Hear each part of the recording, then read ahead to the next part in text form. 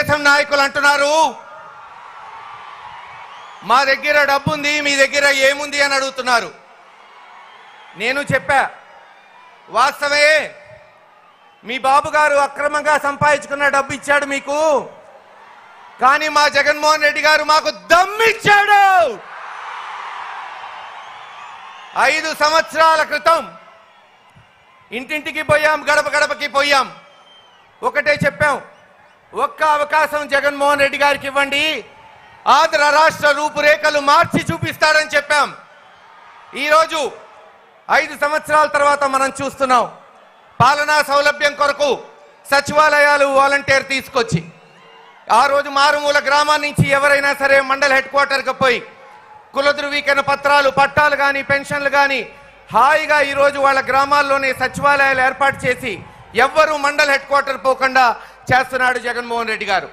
Pension కొరకు గంటలు గంటలు వేచి చూసేది లేకుండా వాలంటీర్ వ్యవస్థ తీసుకొచ్చి ఈరోజు ప్రతి ఇంటికి పెన్షన్ వచ్చేటట్టు చేస్తుంది జగన్మోహన్ రెడ్డి గారి ప్రభుత్వం.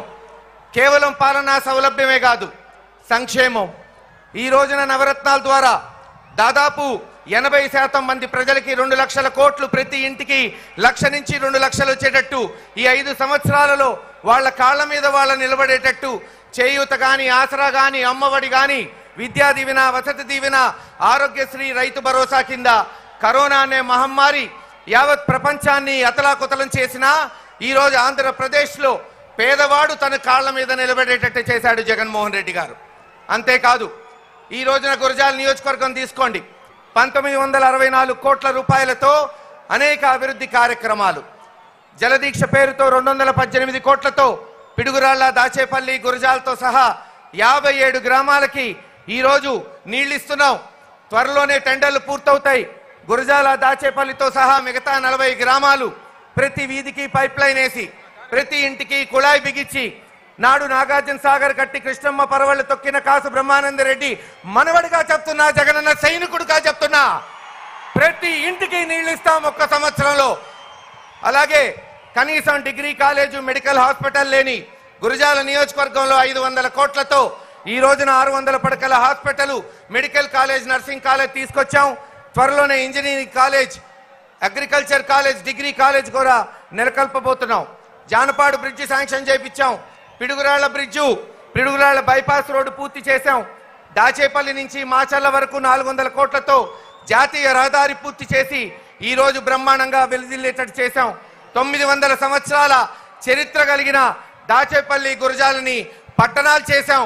ఇలా అనేక అభివృద్ధి కార్యక్రమాలు చేసుకుంటూ రేపు ఇంకా చేయాలంటే తెలుగుదేశం నాయకులు అంటున్నారు, మొన్న ఎరపతినేని శ్రీనివాసరావు ఒక మేనిఫెస్టో ఇచ్చాడు, అంటాడు 5 సంవత్సరాల్లో ఇంటికి ఒక గ్యాస్ సిలిండర్ ఇస్తా అంట.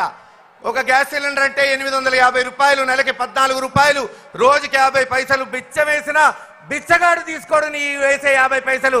ఎరపతినేని శ్రీనివాసరావు ఇంటింటికి నీళ్లు ఇస్తామని మేం చెప్తుంటే, ఊరు కాలేజీలు, డిగ్రీ కాలేజీలు, ఇంజనీరింగ్ కాలేజీలు పెడతామని మేం చెప్తుంటే, నువ్వు దాచేపల్లిలో పేకాట క్లబ్బులు పెడతామని నువ్వు చెప్తున్నావు.